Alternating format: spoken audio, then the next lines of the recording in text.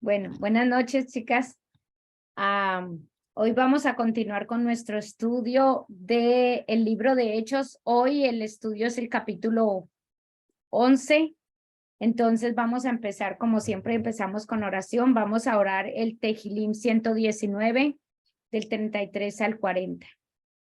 Enséñame, oh Yahweh, el camino de tus estatutos y los retendré hasta el fin.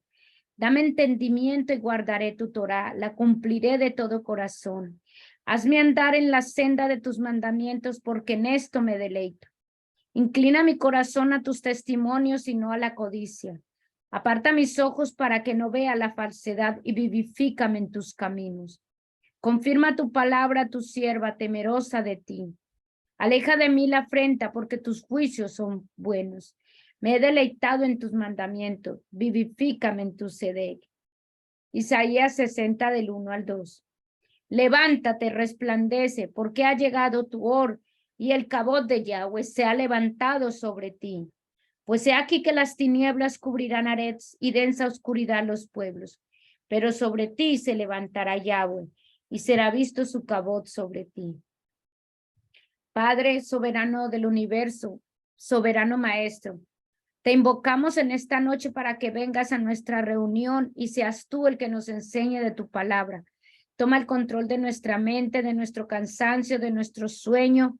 Te pedimos que esta noche te manifiestes con tu misericordia y con tu amor. Te encomendamos a mi hermana, Padre, que está sanándose en este momento, que tú termines su proceso de sanidad sobre ella y te damos gracias por haber cuidado de ella en este tiempo. Padre, te pedimos el día de hoy que nos des la clase que nosotras hoy necesitamos escuchar de ti, que nos permitas ser testigos, como dice tu palabra, que de lo que hemos visto y oído, de eso testifiquemos, porque queremos escucharte y ver tus grandes obras, Padre eterno. Padre, te alabamos, tú eres digno de todo honor y gloria. Levántate, Hashem, y que sean esparcidos tus enemigos. Llénanos, guía nuestros pasos, llénanos de tu gloria. Amén, amén. Ok. Hoy dijimos que vamos a trabajar el capítulo 11 del libro de Hechos. Pero entonces el capítulo 11 es un capítulo corto, entonces voy a hacer un pequeño resumen de lo que nosotros hemos visto hasta el día de hoy en el capítulo de Hechos. Entonces voy a empezar con un resumen. Vamos a recordar que en este estudio que nosotros estamos haciendo, estamos buscando estudiar el libro de Hechos como estudiamos la Torá desde la perspectiva en que fue escrito, desde la perspectiva hebrea, estudiando desde su contexto. Entonces, eso es con lo que nosotros vamos a empezar el día de hoy.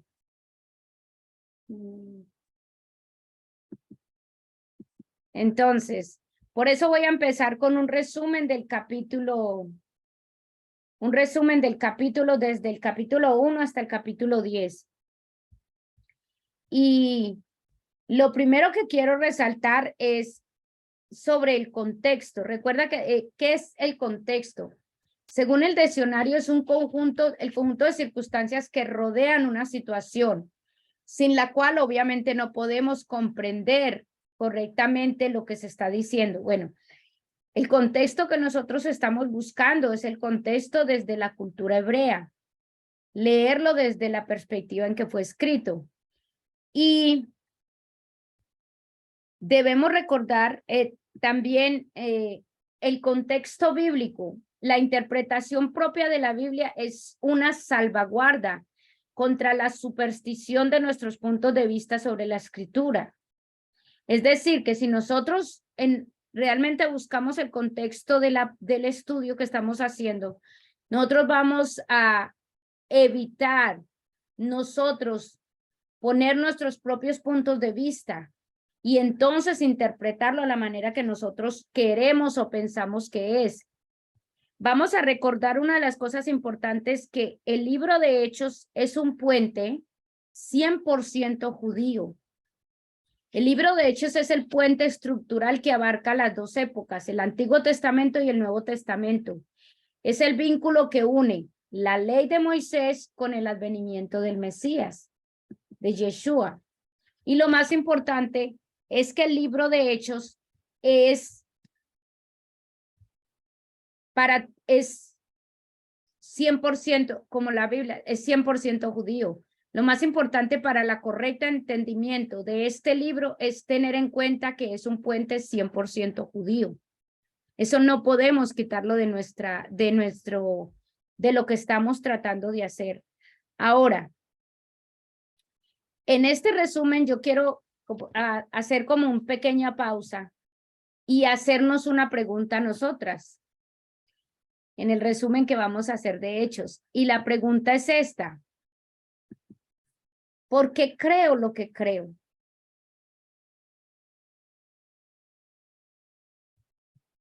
Siempre que nosotros estemos estudiando o aprendiendo algo, nosotros tenemos que hacer un paro en nuestro estudio, hacer un paro en lo que estamos buscando aprender, hacer un paro en lo que estamos queriendo hacer y pensar y hacernos esta pregunta: ¿por qué creo lo que estoy creyendo?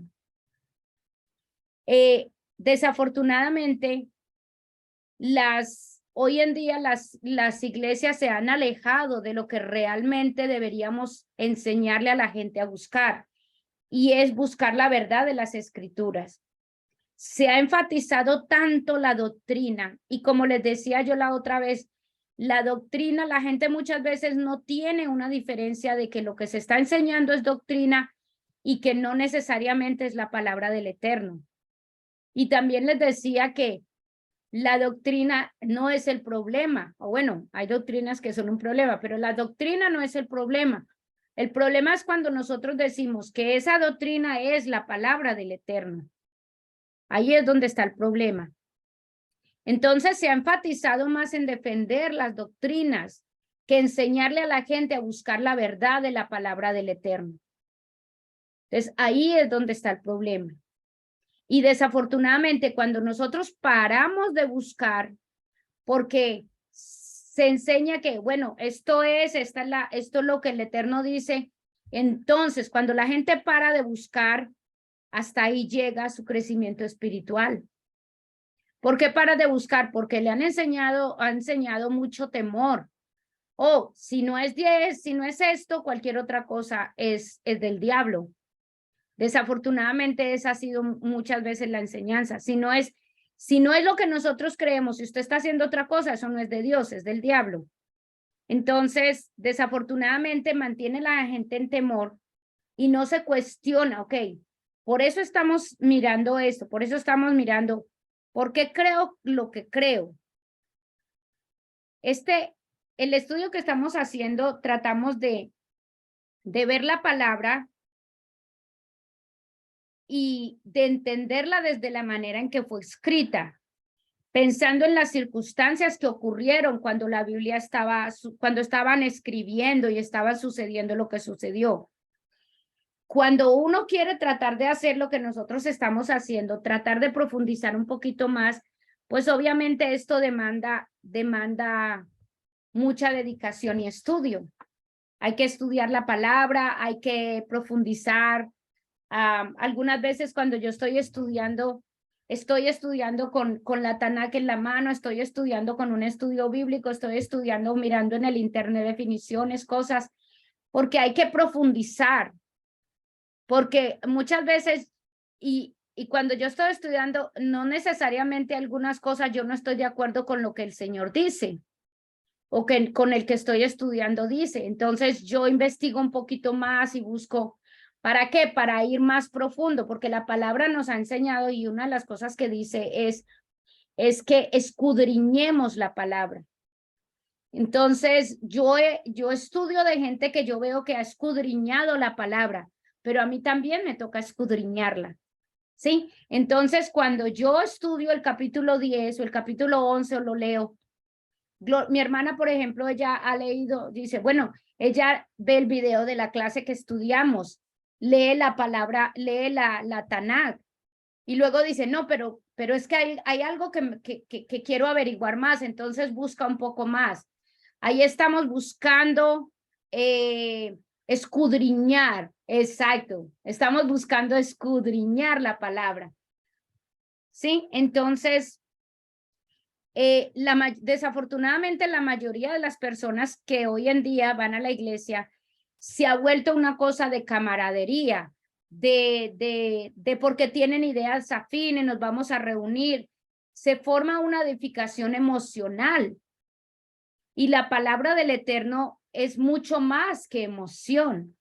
Entonces, se forman grupos para validar. Yo recuerdo que yo decía a veces que yo le decía a mi esposo que yo sentía como que me había metido a un club donde todos pensábamos igual, hacíamos ciertas cosas igual y en cierta manera puede edificar a la gente, pero si la gente no sale de ahí, debe haber un proceso de maduración en cada uno de nosotros, porque es un proceso por el que pasamos. Yo pasé y aprendí muchas cosas, porque para empezar yo les he dicho que yo era atea, por lo tanto lo espiritual yo no conocía. Cuando entré a la iglesia empecé a darme cuenta que existía un mundo espiritual y que existía Yeshua y que existía un Dios que fue el creador del universo. Bueno, entonces todo eso son bases que nosotros empezamos a formar, pero nosotros no nos podemos quedar ahí. En el momento en que nos dicen esto es todo, estamos estancándonos. Entonces, el proceso de madurez lleva a que nosotros reconsideremos lo que estamos haciendo y ahí es donde venimos a esta pregunta. ¿Por qué creo lo que creo?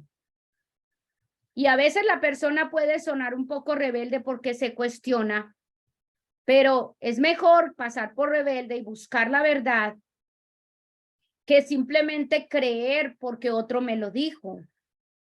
Sí, necesitamos ese proceso, necesitamos pasar por ese proceso de buscar la verdad, de buscar la verdad.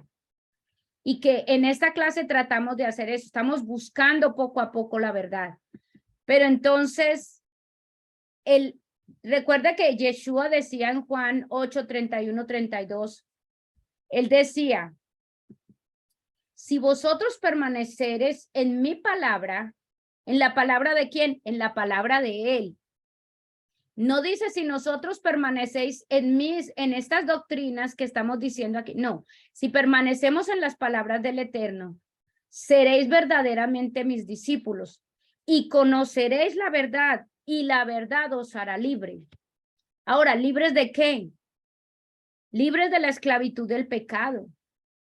Porque cuando nosotros vivimos en ignorancia, nosotros muy fácilmente caemos en pecado y no nos damos cuenta en que estamos cayendo. Entonces, y el Eterno lo decía, y conoceréis la verdad, pero ¿cómo vamos a conocer la verdad? Permaneciendo en su palabra. Y es la verdad la que nos va a hacer libres. No es la doctrina de una iglesia la que me va a hacer libre. Es conocer la verdad de su palabra. Ahora, la palabra del Eterno es tan amplia y profunda que ningún hombre, ningún maestro, ningún pastor, ningún rabino tiene toda la verdad o conoce toda la verdad. Porque el camino del Eterno es revelar cada vez más la verdad en su tiempo, por lo que nuestra búsqueda debe ser continua. Nosotros hoy estamos aprendiendo el libro de Hechos. El año pasado estábamos estudiando la Torá. Hoy estamos yendo un poco más, aprendiendo más sobre qué fue lo que pasó en la época de Yeshua y cómo fue que se dio a conocer las buenas nuevas que el Eterno le había dado a los judíos, porque fue a los judíos a las que se los dio. Entonces, pero nosotros no tenemos toda la verdad. Y vamos a continuar creciendo en esto. Cuando nosotros paramos de buscar la verdad, eso es morir espiritualmente. Cuando una iglesia dice, cuando un lugar dice, nosotros tenemos la verdad y solamente aquí es la verdad, eso es peligroso. porque nadie tiene la verdad única y la verdad completa y la verdad total. Entonces, ahí es donde pasan las cosas que nosotros hemos visto en algunos sectas o lugares donde la gente hasta se ha matado por lo que dicen los pastores o dice el líder de ese lugar, porque le dice, somos los únicos que tienen la verdad, somos el único a que se le ha revelado es a mí. Entonces ahí es donde la gente cae. ¿Por qué? Porque es que no hay nadie que tenga toda la verdad. Entonces, hay verdades que se van revelando poco a poco. Ahora, la verdad está en la palabra, pero nosotros no la hemos visto y no la hemos escudriñado toda. Y a veces cada verdad viene revelada para cada uno de nosotros de acuerdo al camino que tenemos, porque a mí no se me va a revelar toda la verdad de la palabra, porque no la voy a necesitar, la necesito para el camino que esté andando. Y no voy a tener esta vida no me va a dar para conocer toda la verdad. ¿Entiendes? Entonces, por eso tenemos que cuestionarnos. Ustedes siempre debemos tratar de pensar. Yo siempre he dicho y le digo a la gente, yo siempre trato de reflexionar cada año cómo estoy espiritualmente, cómo estoy este año espiritualmente respecto a cómo estaba hace un año. ¿Qué he aprendido? ¿En qué he crecido? ¿En qué he cambiado? Porque tiene que haber un cambio, tiene que haber un crecimiento para poder seguir adelante y estar vivos espiritualmente.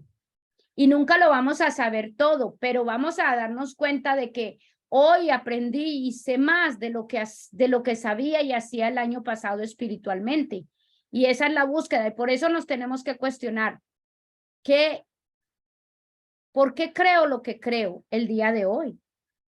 Entonces, una pregunta importante para que nos hagamos. Ahora, entonces, basado en esto, es como un pare para nosotros, ok, ¿hasta dónde hemos llegado y por qué estamos creyendo esto que estamos creyendo? Ajá.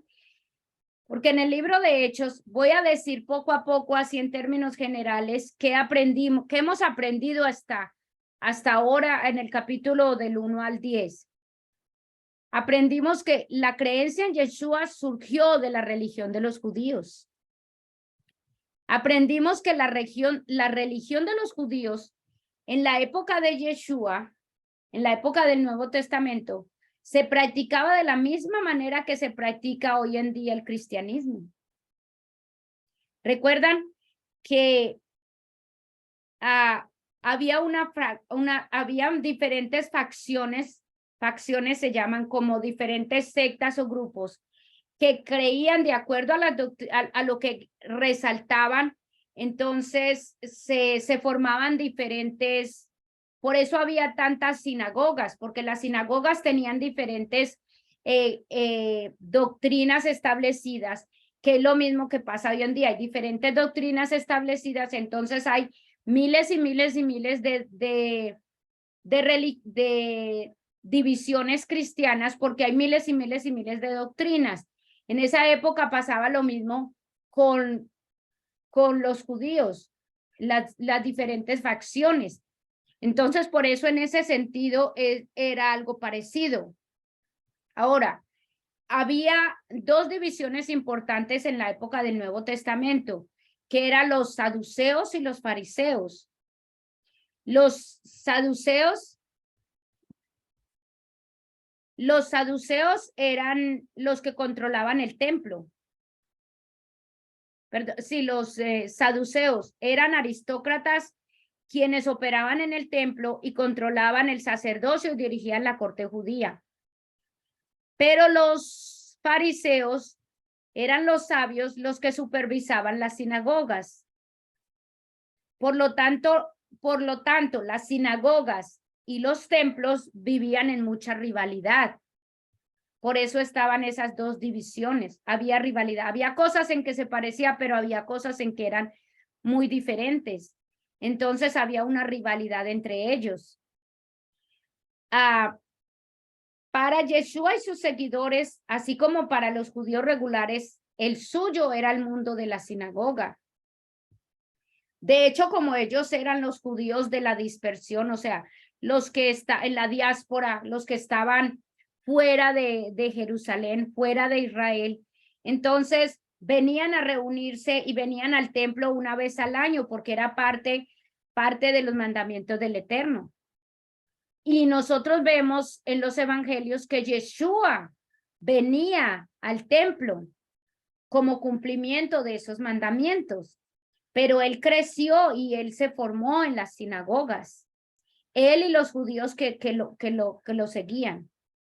En la época del Nuevo Testamento, el mundo ante el que los judíos vivían era el mundo romano. Era porque eran los romanos los que estaban en poder del territorio. Y era un mundo romano gentil. La Tierra Santa estaba en manos de los romanos. Y los judíos de la diáspora, los que vivían fuera de ahí, también vivían en provincias que eran de los romanos. Por lo tanto, este es el contexto en que surge esta nueva facción del judaísmo. Una facción nueva, es decir, otro grupo más, pero este grupo creía en Yeshua y creían que Yeshua era el Mesías que estaban esperando. Ahora, recordemos que Yeshua fue el Mesías que estaban esperando y que muchos no lo aceptaron porque no era lo que ellos estaban esperando, como ellos pensaban y le habían enseñado a través de la tradición de cómo el Mesías iba a llegar. El Mesías iba a llegar como un rey, viniendo con espada y a pelear y a derrotar a los romanos que estaban sobre ellos. Esa era la visión y lo que les habían enseñado a los judíos de cómo el Mesías iba a llegar. Pero Yeshua no llegó de esa manera. Yeshua vino diferente. Él llegó, sí, como un descendiente de David, porque él se esperaba que era un descendiente de David, pero a reinar como David reinó. Pero Yeshua vino, fue a traer el reino de Dios, que era un reino espiritual. Yeshua, en vez de vivir y venir en victoria y vencer, pues él fue a través de la muerte y la resurrección, que fue lo que logró realmente, porque él venía era a conquistar y a mostrar era un mundo espiritual, que eso obviamente pues no lo entendieron.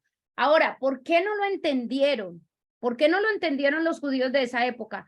Porque la tradición les estaba enseñando otro tipo de Mesías. No era, ese Mesías como llegó, no era lo que ellos esperaban. Cuando yo estaba leyendo esto, yo me puse a pensar, si Yeshua llegara hoy en día, a lo mejor tampoco lo distinguiría mucha gente. Porque el Jesús que tienen aquí muchos en mente no es el Yeshua de la Biblia. Entonces hay muchos que posiblemente no van a poder darse cuenta de quién es. Para empezar, si Yeshua les va a decir directamente, usted esto y esto y esto, se van a poner a llorar y van a decir, no, pero no puede ser porque a mí él no me trataría así, porque él no va a herir mis sentimientos.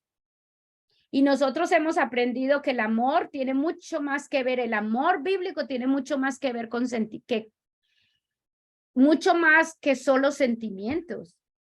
Entonces Yeshua no vendría diferente a como aquí lo están viendo.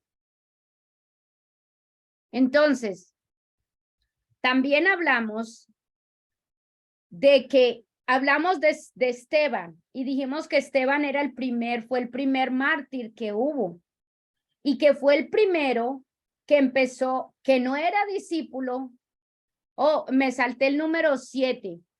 Los del camino es la manera como se empezaron a llamar los de la facción judaísta, del judaísmo, que eran los que estaban siendo seguidores de Yeshua, dirigido por los 12 apóstoles. Y entonces hablamos de Esteban, que Esteban fue el primer mártir, pero también fue uno de los primeros que nos muestran ahí que él manejó y se movió en poder, que no era un discípulo directo de Yeshua, pero que empezó a moverse en poderes, en poder, en milagros y señales. Lo mismo que Sebastián. De hecho, ellos fueron nombrados para ayudar a limpiar las mesas, para ayudar a servir. Pero eran hombres, como decían, llenos del Espíritu, que cuando hablaban y predicaban, se manifestaba el poder del Eterno sobre ellos. Y también hablamos de Pablo, que Pablo pues comenzó como un perseguidor y a través de un encuentro que él tiene con Yeshua, pues él cambia, en eso cambia. Ahora, quiero resaltar aquí que todos estos de la facción judaísta, seguidores de Yeshua, los del camino, porque así se les empezó a llamar, ellos no dejaron de ir a las sinagogas, ellos no dejaron de ir al templo cada año, ellos no dejaron de practicar el judaísmo, ellos no dejaron de obedecer la ley de Moisés. Simplemente, ¿qué fue lo que hicieron? Se dieron cuenta de que Yeshua era el Mesías y entonces empezaron a enseñar de que el Mesías ya había llegado, pero ellos seguían practicando todo lo demás. Ellos no dejaron.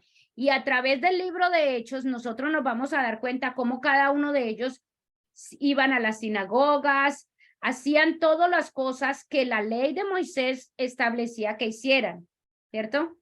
Ahora, también encontramos que Pedro y Santiago se vuelven los líderes del camino.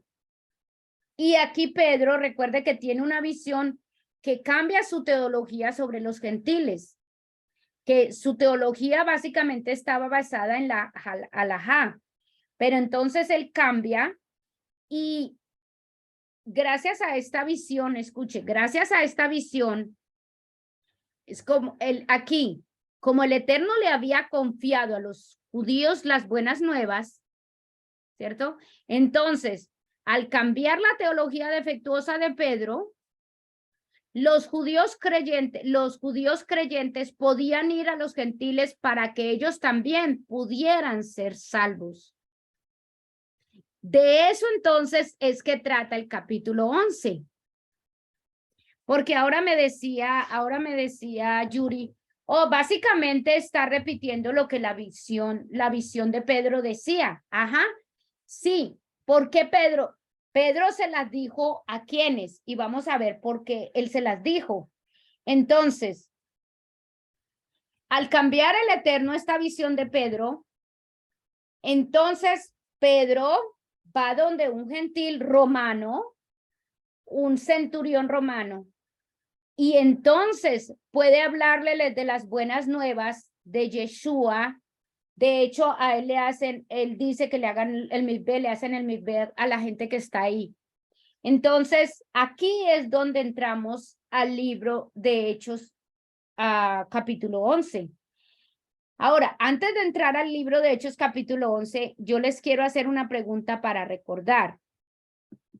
A ver, ¿ustedes recuerdan cuál es la señal del pacto que el Eterno hizo con Abraham? ¿Cuál era la señal? ¿El arco iris? Ese era con Noé. La señal del pacto con Noé fue el arco iris. Ajá. ¿Cuál fue la señal del pacto con Abraham? ¿Sí recuerda? Él hizo un pacto con Abraham, pero había una señal que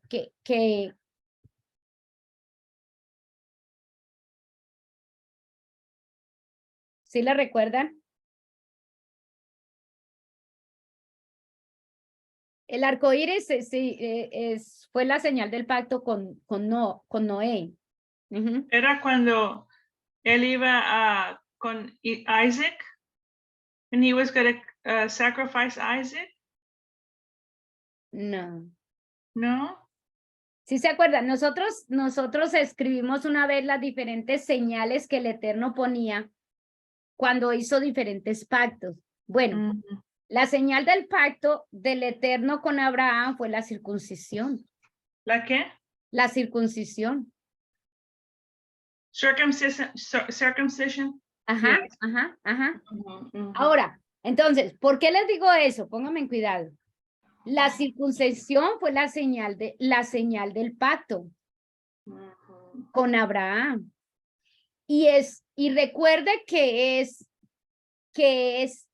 todo el que quiera ser judío, ¿qué tenía que hacerse? Todo el que era judío, todo el que nacía a los 8 días de nacido debía hacerse la circuncisión como señal del pacto, ¿recuerdan?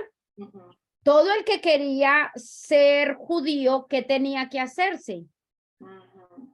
Circuncidarse, ¿cierto? Bueno, ¿por qué? ¿Por qué digo eso? Porque resulta que el capítulo 11 empieza con algo así. Voy a leerlo como empieza el capítulo 11. Dice,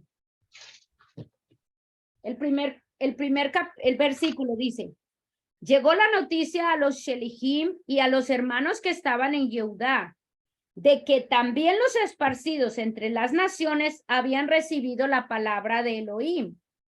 O sea, estaban sorprendidos porque había ido, Pedro y otros habían ido a darles la palabra del Eterno a los gentiles, las buenas nuevas de salvación a los gentiles. Bueno, dice, y cuando Kefa subió a Jerusalén, oiga lo que dice, disputaban con él los que eran de la circuncisión. O sea, ¿quiénes eran? Los judíos eran de la circuncisión, diciendo, él ha entrado en casa de incircuncisos y ha comido con ellos. ¿Ves? Es decir, ahora, la circuncisión representaba una manera de ellos purificarse. O sea, ahí era donde había purificación, ahí era donde ellos tenían el procesos de purificación, entre esos el mikvé. Entonces, él le dice, le están diciendo a Pedro, usted ha entrado y ha ido a casa de incircunciso, es decir, hey, usted se ha contaminado hasta que ya, usted está más lleno de impurezas hasta que ya, porque usted se ha metido a lugares de gente que no está circuncidada, de gente que no conserva la pureza que nosotros debemos conservar, ¿cierto? Es lo que le está diciendo. Y ha comido con ellos. Entonces, ¿ves lo que dice? Entonces, por eso aquí, Yuri, aquí es donde le empieza a hablarles de lo que le pasó.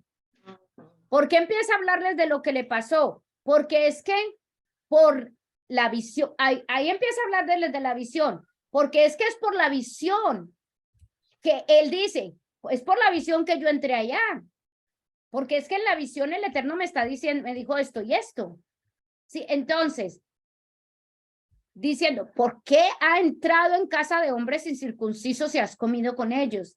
Entonces Pedro les dice, Pedro comienza a narrarles por orden lo sucedido.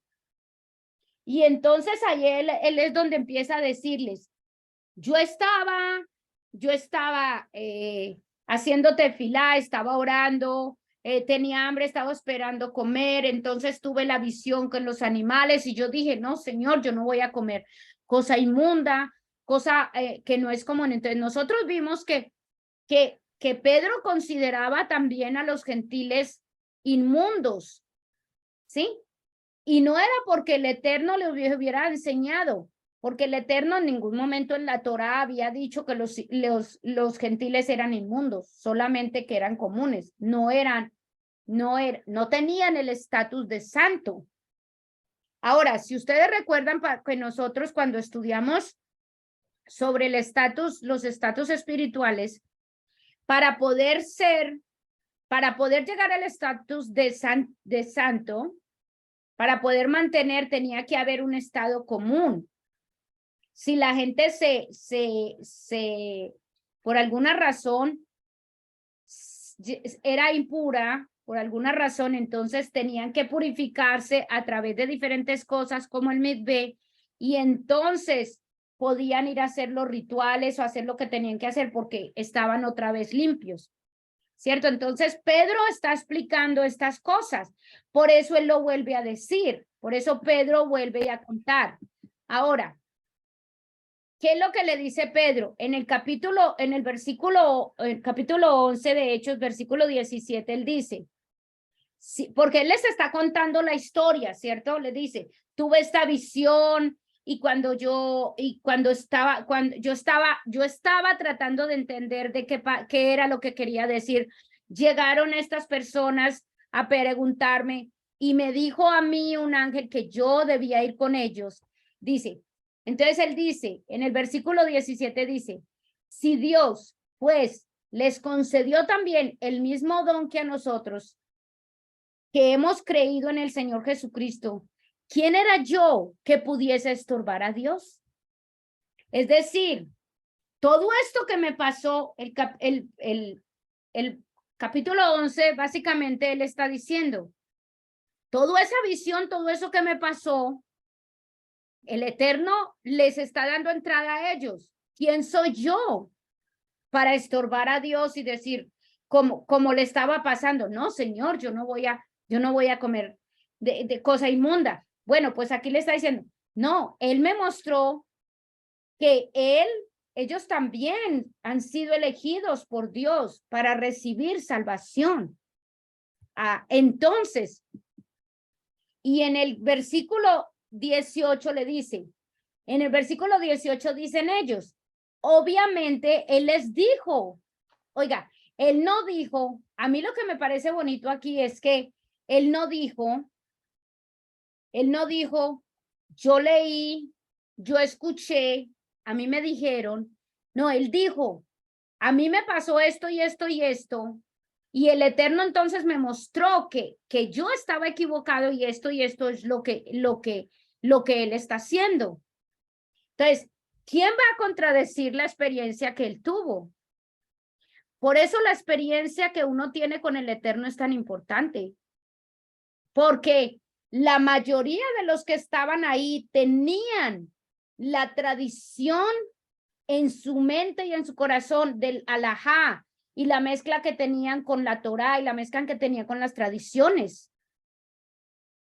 Pero, o sea, todo eso, todo lo que estaban escuchando de Pedro estaba rompiendo barreras tradicionales, barreras de doctrinas y creencias que ellos habían tenido por años. Pero Pedro les estaba diciendo, no, es que esto fue lo que pasó y esto es lo que el Eterno está haciendo. No lo estoy haciendo yo. Me pasó a mí, pero lo hizo él. Y realmente él les está mostrando que es como el Eterno lo había establecido. No es no era una revelación nueva en el sentido de que los gentiles no eran impuros. Simplemente era un error doctrinal que ellos tenían. Y entonces aquí, ¿qué pasa? Entonces aquí ellos dicen, al oír esto, se apaciguaron, es decir, estaban alborotados. ¿Cómo puede ser que Pedro, que es nuestro líder, escuche, el líder se haya ido para allá, haya estado con gente que son gentiles, que son incircuncisos? ¿Por qué era tan importante esto? ¿Por qué era tan importante esto? Porque es que la circuncisión representaba a los judíos. Y si tú no eres circunciso, pues no eres judío, algo así, ¿cierto? Dice, al oír esto se apaciguaron y alabaron a Dios diciendo, así que también a los gentiles les ha concedido Dios el arrepentimiento para vida.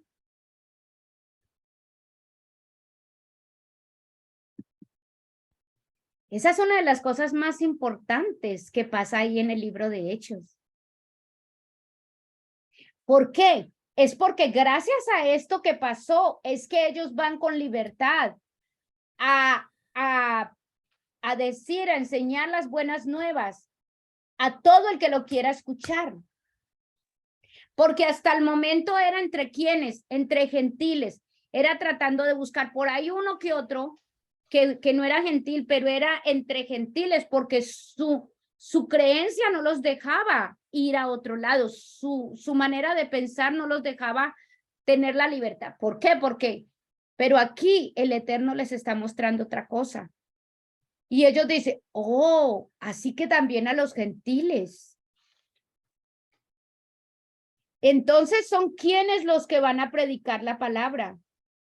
Los judíos. Los judíos son los que van a predicar. ¿Sí ven? Entonces,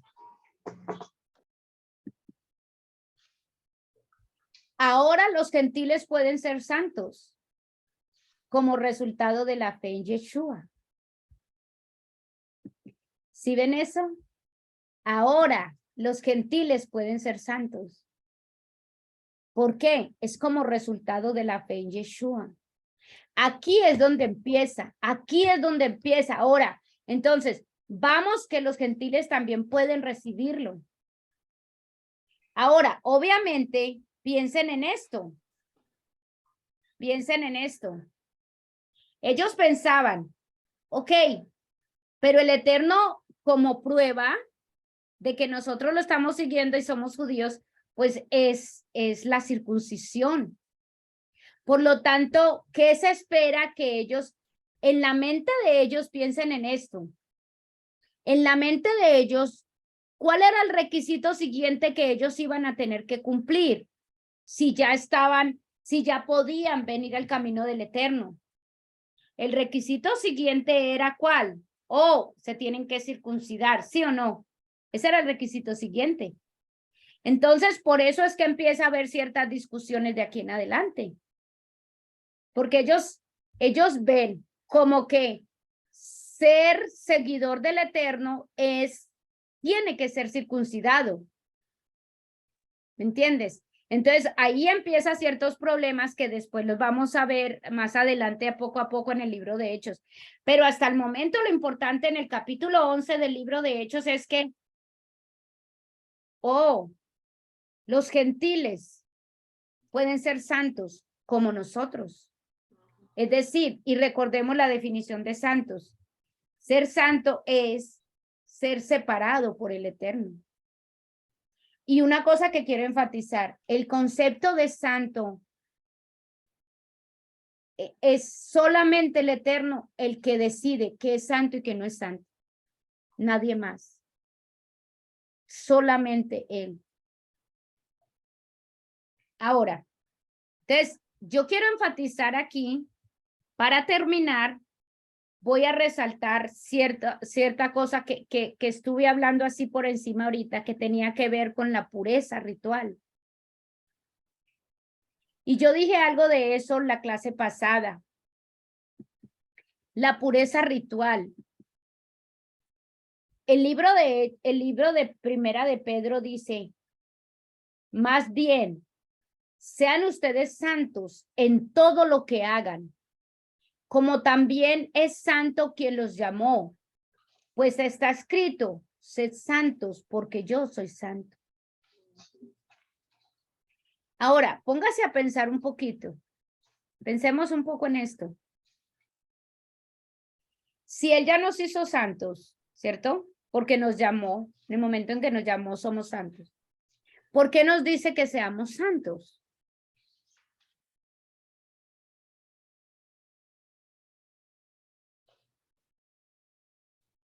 Porque podemos, o sea, por medio de Yeshua podemos llegar a ser santos. Por eso, y llegamos a Él, pero dice, sed santos en todo lo que hagan. Yo pensaba, no sé si la comparación esté correcta, pero yo pensaba en lo siguiente. Si yo, digamos digamos que mi esposo me regala un carro, ¿cierto? Me lo regaló, a mí no me costó nada, ¿cierto? No me costó nada.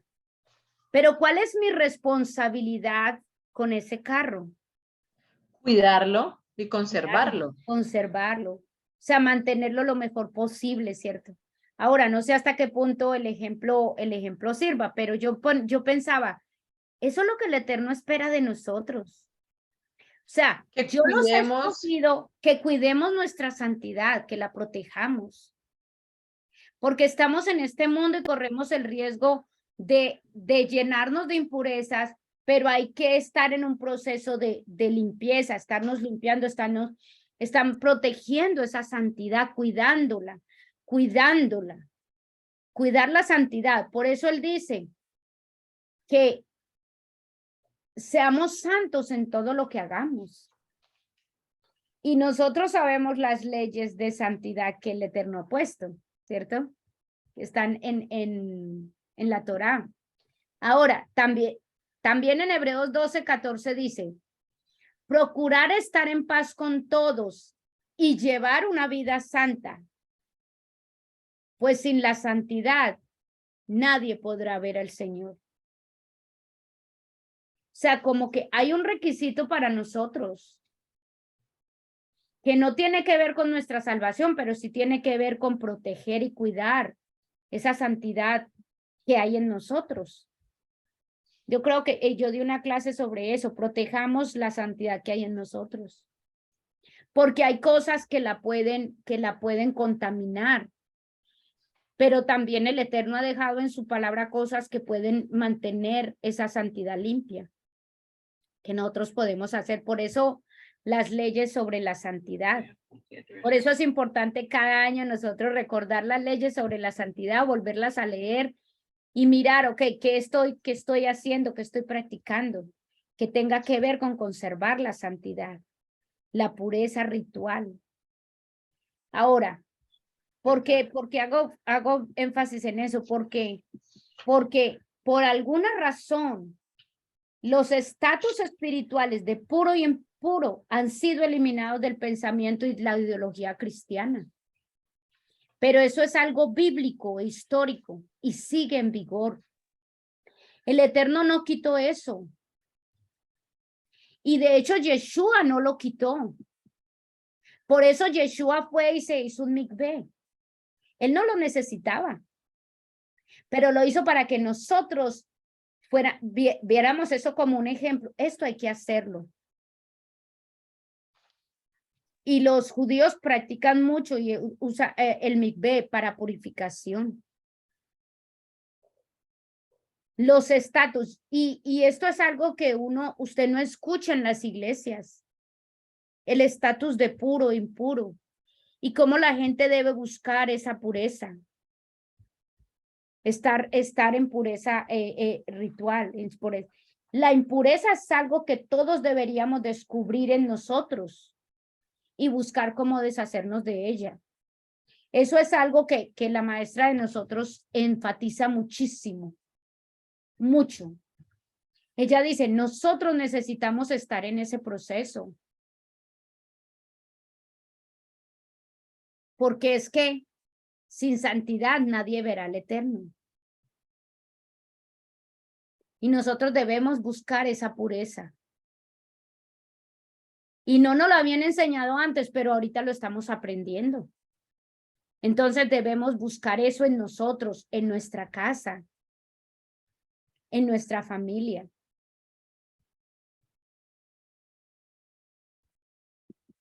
Ahora, la impureza no deja que el sentido espiritual se desarrolle.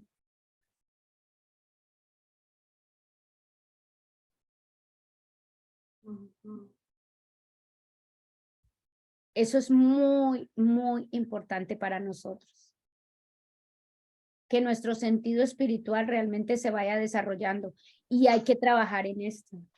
Hay que trabajar en pureza ritual. Ahora, si queremos, para terminar, si queremos ver la gloria del Eterno manifestada en nuestras vidas, hay que crecer hacia abajo. Recuerda cuando decíamos que veíamos el Tehilim, el Salmo 1, que nuestras raíces estén bien profundas. Bueno, pues esto es una manera que nosotros podemos crecer hacia abajo. O sea, que nuestras raíces se profundicen, porque es que es ahí donde nosotros vamos a poder manifestar los frutos. Y yo les decía la otra vez, el asunto con esto es que es un proceso de crecer hacia adentro, y como nosotros en esta sociedad queremos ver cosas, que ya todo suceda, que ya todo suceda. El camino espiritual es un proceso de crecer hacia adentro, donde en algún momento nosotros vamos a ver la manifestación de eso que nosotros sembramos y de esa solidez que nosotros tenemos por dentro. Se va a mostrar, se va a ver de alguna manera después, pero es un proceso y eso demanda tiempo. Y es por eso tan importante que nosotros, primero, escudriñemos las escrituras y segundo, nos cuestionemos con cierta frecuencia porque creo lo que creo.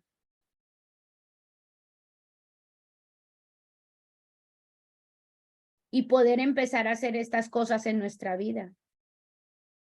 Limpiarnos de impurezas poco a poco, limpiarnos de impureza en la medida que podamos, para poder ver la gloria del Eterno manifestada en nuestras vidas y la vida de nuestra familia.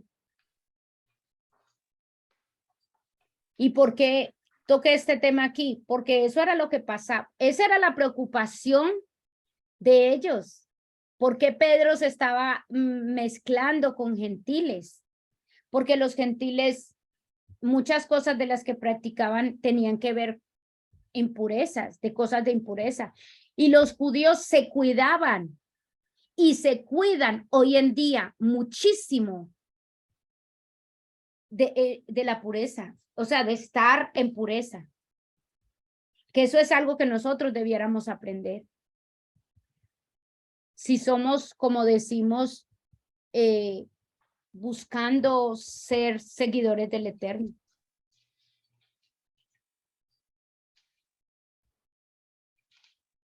Entonces, hasta aquí llegamos con nuestra clase del capítulo 11 del libro de Hechos. Shalom, shalom.